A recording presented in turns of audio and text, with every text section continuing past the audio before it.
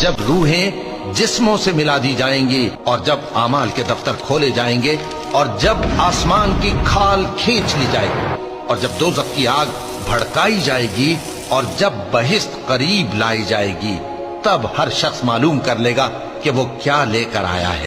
اللہ تم پر کسی طرح کی تنگی نہیں کرنا چاہتا، بلکہ یہ چاہتا ہے کہ تمہیں پاک کرے اور اپنی نعمتیں تم پر پوری کرے تاکہ تم شکر کرو۔ اور اللہ نے جو تم پر احسان کیے ہیں ان کو یاد رکھو، اور اس کے عہد کو بھی جس کا تم سے قول لیا تھا، یعنی جب تم نے کہا تھا کہ ہم نے اللہ کا حکم سن لیا اور قبول کیا۔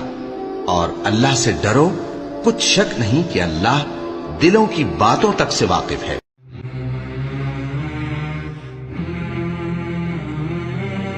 سب طرح کی تعریف اللہ ہی کے لیے ہے جو تمام مخلوقات کا پروردگار ہے، بڑا مہربان، نہایت رحم والا، انصاف کے دن کا حاکم۔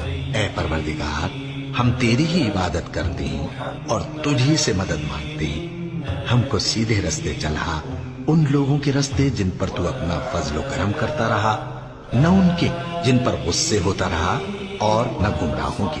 آمین۔ عصر کی قسم کہ انسان نقصان میں ہے، مگر وہ لوگ جو ایمان لائے اور نیک عمل کرتے رہے، اور آپس میں حق پر چلنے کی تلقین اور صبر کی تاکید کرتے رہے۔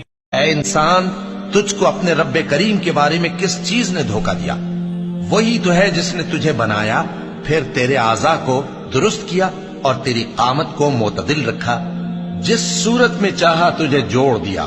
مگر افسوس تم لوگ جزا کو جھٹلاتے ہو، حالانکہ تم پر نگہبان مقرر ہیں، یعنی معزز کاتبین۔ جو کچھ تم کرتے ہو وہ اسے جانتے ہیں۔ میں نے تمہارے لیے تمہارا دین کامل کر دیا ہے اور اپنی نعمتیں تم پر پوری کر دی، اور تمہارے لیے اسلام کو بطور دین پسند کر لیا۔ ہاں، جو شخص دھوپ میں ناچار ہو جائے بشرطے کہ گناہ کی طرف مائل نہ ہو، تو اللہ بخشنے والا ہے، بڑا مہربان ہے۔ اے نبی، تم سے پوچھتے ہیں کہ کون کون سی چیزیں ان کے لیے حلال ہیں۔ ان سے کہہ دو کہ سب پاکیزہ چیزیں تم کو حلال ہیں، اور وہ شکار بھی حلال ہے جو تمہارے لیے ان شکاری جانوروں نے پکڑا ہو جن کو تم نے سدھا رکھا ہو، اور جس طریق سے اللہ نے تمہیں شکار کرنا سکھایا ہے اس طریق سے تم نے ان کو سکھایا ہو۔